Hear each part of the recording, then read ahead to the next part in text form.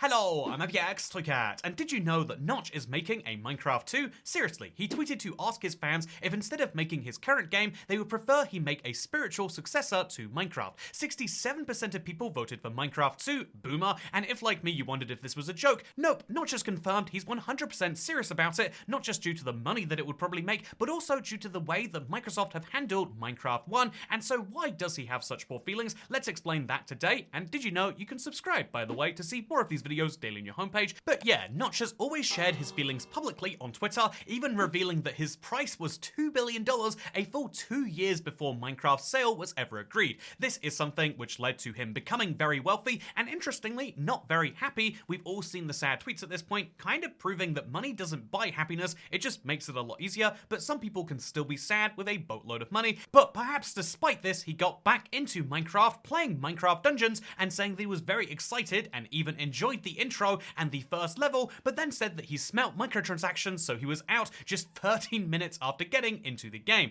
Then he goes a step further the next year to say that he's not one to speak ill of the dead, but yeah, Minecraft's a little bit dead. This is something I disagree with on a popularity level, but clearly he thinks that the artistic inspiration for the game has hit all-time lows, something that is no doubt partially driven by the fact that he's been working on his own game. This is Levers and Chests, and you can see that this was made from the same mind that brought us Minecraft, just immediately by looking at it, but the idea was to be a kind of procedural turn-based dungeon crawler. It looked like it was going to be a very fun game, and he even put together a studio called BitShift Entertainment, look how professional that looks, to build this game. However, he shared recently that he's been having second thoughts on the direction, perhaps because he's very excited that his creation is turning into a movie. He even says that he's totally in, and it's a weird feeling for him to be excited for Minecraft, but yeah, he then puts out what he calls an honest request for feedback, because the new game he's passionately working on is currently set to be a traditional roguelike mixed with a tile-based first-person dungeon crawler. But then he started thinking that maybe there are people who like his work but might not share his taste in retro nostalgia and would prefer for him to make a spiritual successor to Minecraft, and I mean, sure, I'd take that cash. So market research, I'd be happy to oblige either, but which one would make you happier, with the options being make Minecraft 2 boomer and I love uncursing potions. This second one clearly being continue to make the current game, and the second one being make a spiritual successor to Minecraft, and 67% of people agreed at time of me recording this. When I first saw this, I thought there was a real chance he was going to put Minecraft elements into the next thing he makes, but I just kind of assumed it was a publicity stunt at best. As you can see, it's got 450,000 views, plus many more in videos like this, so I'm sure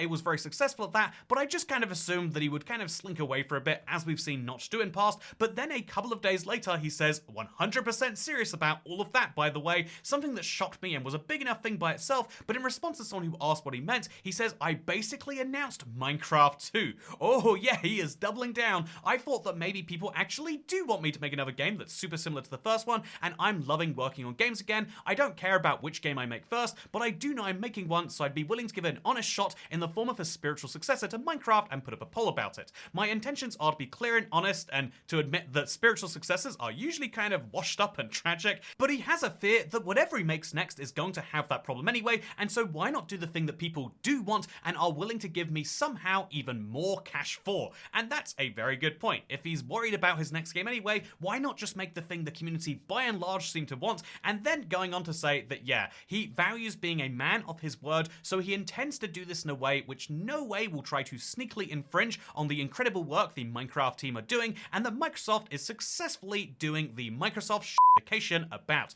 And I respect them for doing that. It's their job, and from what I understand, they let the studio do things their way, which seems very fair to me. These last two paragraphs seem like a bit of a contradiction. Is Microsoft shit-ificationing the studio and making it worse and worse, or is the studio making all of the shots and that's actually quite good? I do think this is a problem the community has as a whole, so it's interesting to see that even the founder of Mojang, the person who developed Minecraft, isn't quite sure what opinion to have here, and I think that's interesting first. But the other point is a very broad one too. When you make something that is so big, in this case the biggest video game on the planet, that is what everyone is going to see in your next project anyway. Like I said, when we show off Levers and Chests, how can you not see Minecraft in this? And so if people are going to be buying and they're going to be playing this game primarily based on his previous work, why not try and make something that is close to a homage to that as possible? So even though he calls it Minecraft 2, which he very much does here and also here, it's worth mentioning, it is important to say that he clearly means it's not going to be called Minecraft. He has none of the rights for that,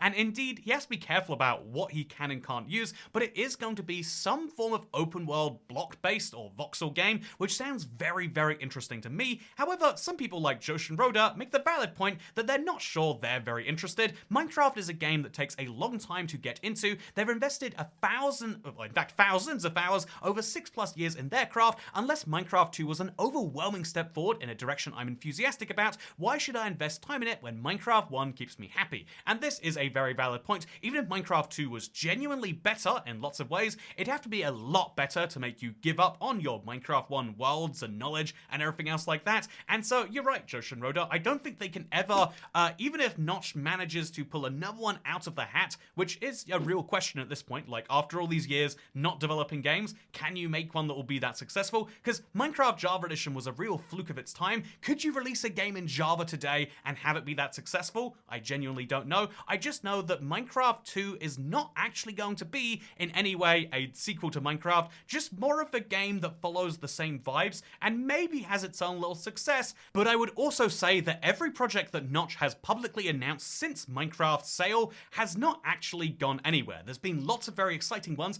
including 0x10C, and none of them have gone anywhere public, and so even if he is now working on that, which it seems like he is, the odds of it actually going public are low, but even if it does, the odds of it taking over from Minecraft are even lower. I mean, it's not impossible, it's just I wouldn't be banking just yet, even with a name like Notch attached. However, speaking of a name like Notch, one of the equivalents in the Minecraft community is the Firefly. Just these 2 pixels will get people going crazy, and indeed, I think the very valid point from Thunderbolt 18367 is don't tell me the community is in its Firefly arc again, but the bad news is, yes we are. Did you know the Firefly was leaked by a Minecraft developer only known as John? They shared these 2 images and then a pig face, and then said we'd be learning about it on January the 8th. That means this is the last Q&A we'll be doing before that comes out, and so now is the right time to dive into big questions like this one from Leland the Custodian, who says, Toycat, the Firefly can't come back because they said in 1.19 that they were poisonous to frogs, and that is true. That's the official reason we don't have fireflies in Minecraft right now, but that was clearly just an easy cover story, at least in my opinion. Everyone behind the scenes I spoke to at Mojang was saying that yeah, it was just a performance nightmare that didn't really have any benefits, and if you think about the mob that replaced the Firefly, the Magma Cube, then it's not really safe for frogs to eat those either. And so if fireflies do come back, I did say I thought they were less likely, I think that it's important to note they will just be a decoration feature. It's very unlikely to be a mob that you can do anything significant with, and you certainly won't be feeding them to frogs, something important to keep in mind. So next up here we have the idea of actually, you know, maybe this isn't actually fireflies. Maybe John was just giving us a very funny misdirect, because maybe the yellow and the black are the blocks in the bastion, gold and blackstone, and if it is something to do with bastions, that would explain the pig. And honestly, I'm amazed by this theory. It makes a lot of sense, and I think that this is a real possibility because yeah, the 2 colors and the pigs could be anything, and given that we know fireflies are at least slightly off the table from their previous mentions, maybe fireflies aren't the case here and it is going to be bastions, which I think could do with a real rework. And I think ultimately, if we're talking about content Minecraft themselves want to finish, they've mentioned before that there is a lot of stuff in the Nether update that couldn't make it to completion, including the very piglin brutes that made it into the Nether update in 1.16.100, I think. And so wouldn't it be cool if they were going to update them again? I think it would be, but it's also incredibly unlikely. I think a more likely prediction would be one like Tycho says, where fireflies, variants of pigs, cows, goat, chickens, moo blooms, new plants and flowers, and maybe some biome-specific particles, like maybe that birch forest upgrade, and everything they promised would come along with that. I do think that saying this idea by itself is, you know, kind of not that likely until you look into Minecraft's past. With the wild update, they were planning to do that already, and then you look into the leaks, and it kind of all ties in together.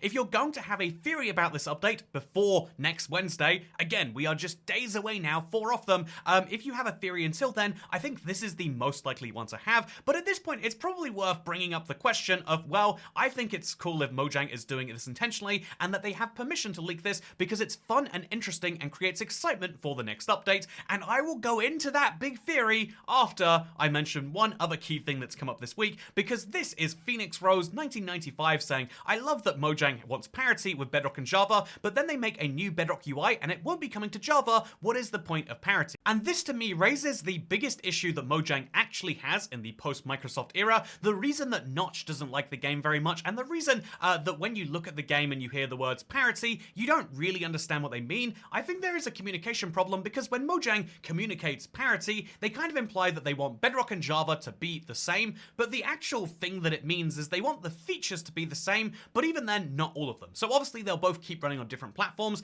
and obviously they'll both keep having different menu screens, which leads to this brand new UI, but even within the base game features itself, they've conceded that they're never going to bring parity to Redstone, even though the community has come up with great ideas like having Bedrock Stone and Java Stone, Bluestone, Redstone sort of ideas. Even though that is a thing that they have come up with, they just haven't decided they want to do any of these things because instead there are certain levels of difference they're willing to tolerate. It's just they haven't communicated that publicly, and so when you hear about bugs that exist on Java but are fixed on Bedrock despite them being useful bugs and vice versa, you end up with games that are actually very different and are both just called Minecraft and that have these similarities in how you play them, etc. And this is something that is hugely interesting to me, and this ties into the comment and the theory that was raised right here because Soup Me Chicken, I think that Minecraft does have a huge communication problem, and that communication problem would be solved by these leaks. Indeed, if they keep announcing things but in ways that people kind of have them walk back and get upset with, then surely this is a solution to that. Because if there's one thing you remember about the Roger Badgman leak, it's that when they didn't bring that weird third sniffer flower to the game, you know, the viney one, we didn't all say, oh man, this is the worst thing, Mojang be so lazy. We thought to ourselves like, huh, what did they do with that? Did they decide to scrap it? That's very interesting. Whereas when Fireflies didn't come to the game, we got, well, a 3-year fiasco, to say the least. And so honestly, this is a great way to solve their communication problems. Or you could argue it's our communication problems, maybe if you're Mojang. If they were to deliberately leak some things out, then we'd be able to hear about plans and they'd be able to gauge feedback. They'd be able to know if we're excited for Fireflies or if we go, honestly, it's been 3 years, meh, and then they could decide to add or not to add them. This would be genius, but I will say, despite all of that, I still don't think this is official. I bet that Mojang knows exactly who John is at this point, and I would be very surprised if not, because he has to be, if these leaks are true, and we'll find out on Wednesday, the 8th of January, by the way, but if he is correct, which I have a decent understanding that he is likely to be, then he is one of a very small handful of people who have access to the game design documents, who have access to the plans for the future, and so they must know who he is, and they're choosing to be lenient with him, at least as far as we could tell. Maybe he's been fired last week and actually it'll slow down the update substantially because of these leaks, but I think there is a chance that they're choosing to tolerate it.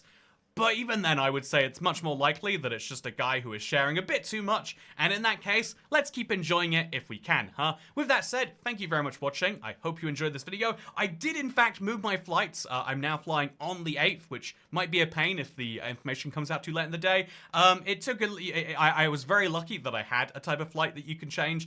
Historically, if you try to change an advanced book flight, they just say, yeah, well, you lost it then, didn't you? Why'd you spend money on a flight you don't want to take? But I did manage to get it changed, and that is very good, and I'm looking forward to flying to that continent over to the west of me in about a week's time, and that means the next Q&A will probably coming to you from an airport or a boat or a plane or something. It'll be an interesting place. I'm looking forward to seeing you there, and I hope that I have a great time, and if not, then I don't know. I hope you have a great time. I'm gonna drink some tasty juice. I'm gonna look at some clouds. I'm gonna go outside and say, oh yeah, wow, isn't sun good? Like, that's my real opinion. And anyway, with that said, I hope you all enjoyed this video, and make sure to subscribe, or don't, because I'll see you next time. Goodbye.